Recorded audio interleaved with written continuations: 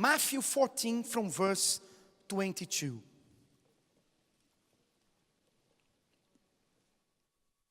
If you don't have a Bible, sit next to someone who's got a Bible so you can read it together with this person. And you'll be good if you can bring a Bible with you when you come on Sundays. Matthew 14 verse 22. Immediately Jesus made his disciples get into the boat and go before him to the other side, while he sent the multitudes away.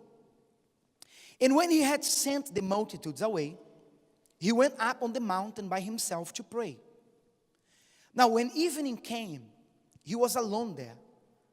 But the boat was now in the middle of the sea, tossed by the waves, for the wind was contrary. Now in the fourth watch of the night, Jesus went to them. How?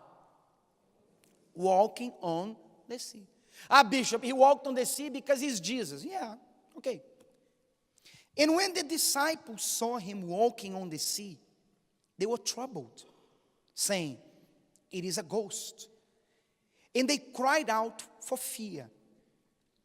But immediately Jesus spoke to them, saying, "Be of good cheer, it is I. Do not be afraid." And Peter answered him and said, "Lord, if it is you," what? "Command me to come to you on the water."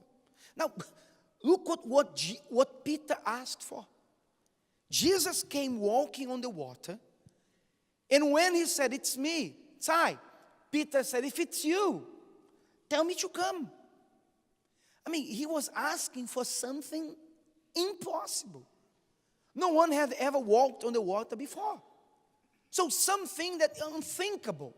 But when he saw Jesus walking, what came to his mind?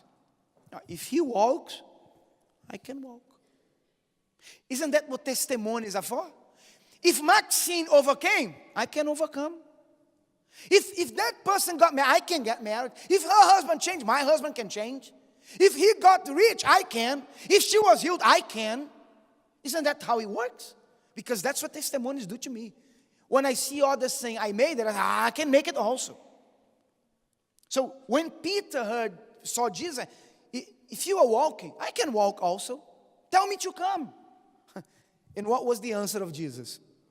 So he said, "Hey, come." You don't see Jesus saying, "Yes, but hold on, man. When you put the first step, you have to do this and come. Just come. If you believe you can, come along." And when Peter had come down out of the boat, I mean, this word here, this sentence, it's something amazing. When Peter had come down out of the boat. Can you picture that on your mind? It's so simple here. But can you picture Peter like this? And the water holding his feet, his legs. Can you imagine that? When Peter came out of the boat, the guy actually came out of the boat. He believed. He believed that he could walk on the water. He came out of the boat. Many people don't come out of the boat. They say, "Nah, it's not going to work." That's why. He walked on the water to go to Jesus. But then what happened?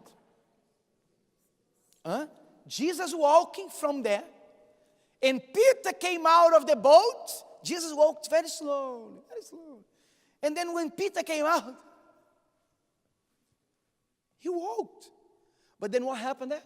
Read there. As I'm walking, read there. But when he saw what? That the wind was boisterous. What else? So what happened here? He started walking. What happened? He took his eyes off the goal, Jesus. As long as he looked at Jesus, he said, "Come," he walked on the water. But then when he started looking around, when he realized what was going on, when he looked at the wind, or when he felt the wind, he looked at the waves, It can't be. It can't be. I'm gonna die here. Then what happened? He was afraid. And beginning to sink, what happened? He cried out saying, Lord, come on. This guy was a fisherman. He was a fish. Have you ever seen a fisherman who can swim? Very rarely, right? He could swim. But you see here, Peter was, Lord, run! A man who was just a few minutes ago was walking on the water. Now he was begging Jesus to help him because he was going to drown. And immediately, Jesus stretched out his hand and caught him and said to him, oh, you? The guy had just walked on the water. The man walked on the water like Jesus. And what did Jesus say to him? Oh, you of little faith. If Peter, who walked on the water, had little faith, imagine us. Imagine us. Oh, you of little faith. Why did you doubt? And when they got into the boat, what happened? The wind ceased. Then those who were in the boat came and worshiped him, saying, truly you are the Son of God. So, what am I trying to say to you here? When you keep your eyes on the goal, on God, on what is possible, you will keep swimming until you get to the other side. You will keep walking until you get to the other side. But if you take your eyes off the goal, off the land, if for somehow you can't see the goal, you start losing the vision, you will drown. You will ask for help. Peter did, and this woman here did. And that's what many people have been doing. So they start settling for much less than what they believe they can receive. Oh, my vision was to do this. But because the circumstances, is the government, is this, is my color, my race, my age, it's my, I don't have the studies, I don't have the qualifications, oh, because my husband like this. They start looking at the circumstances and they lose the vision of the goal. What happens to them? They sink. They will drown and they're going to be begging for help. So if you want to achieve the impossible, you keep looking at your goal. What I want is this. Remember. Do you remember? What I want is up here. I'll keep going. But how about the wind? The wind stopped later. So which means the wind is going to stop. Something is going to happen. But I'm going to keep going. That's what I want. That's what I'm going to go for.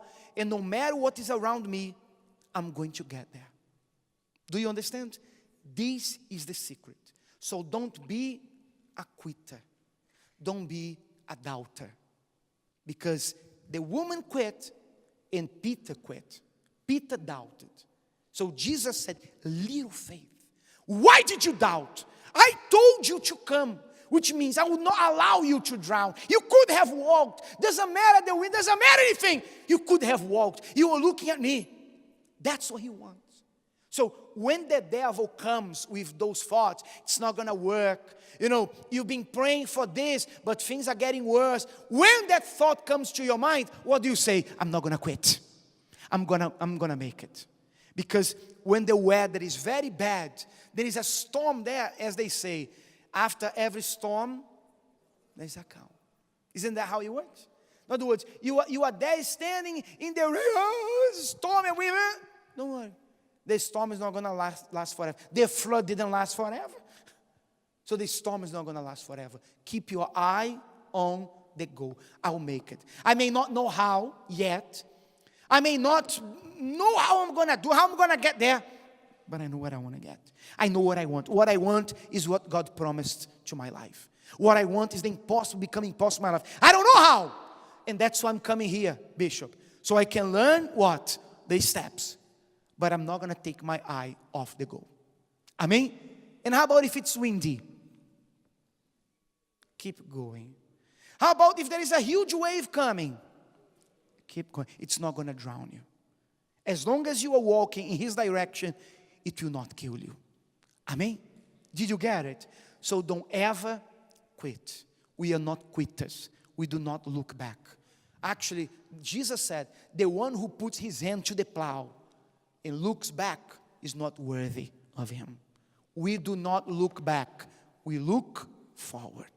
We move forward. And whatever it's impossible will become possible in our lives. Amen?